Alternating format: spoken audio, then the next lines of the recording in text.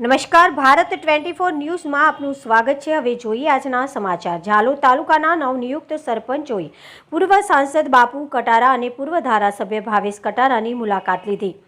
તમામ ચૂંટાયેલા નવનિયુક્ત સરપંચોને સાંસદ અને ધારાસભ્ય દ્વારા શુભેચ્છા પાઠવી। ઝાલોદ તાલુકામાં હાલમાં જ 72 સરપંચ પદ માટે જાહેરનામું પડેલ છે, તે પૈકી 12 સરપંચો બિનહરીફ વિજેતા થયેલા છે અને 60 ગ્રામ્ય પંચાયતોમાં સરપંચ પદ માટેની ચૂંટણી યોજાયેલ હતી। ગ્રામ્ય પંચાયતમાં ચૂંટાયેલા સરપંચો દ્વારા અલગ અલગ રાજકીય આગેવાનોને મળીને નવીન જવાબદારી સારી રીતે નિભાવે તે માટે મુલાકાત કરી રહેલ છે। દાહોદ જિલ્લાના પૂર્વ સાંસદ બાપુ કટારાએ અને પૂર્વ ધારાસભ્ય ભાવેશ કટારાની મુલાકાત તેઓના કાર્યાલય ખાતે નવીન ચૂંટાયેલા સરપંચોએ લીધી હતી।